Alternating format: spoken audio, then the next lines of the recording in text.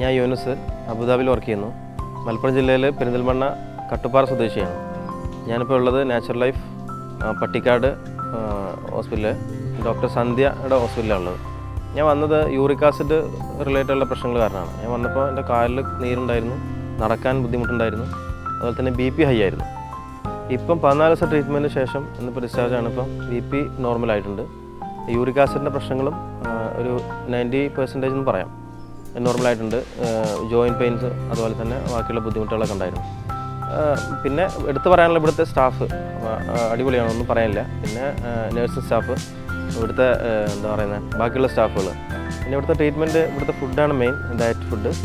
അപ്പം എല്ലാം കൊണ്ടും ഓക്കെയാണ്. ഇപ്പം എല്ലാം ഭേദമായിട്ടുണ്ട്.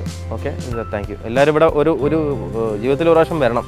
ഈ ട്രീറ്റ്മെൻറ്റ് ഒന്ന് എല്ലാവരും ഒന്ന് അനുഭവിക്കണം.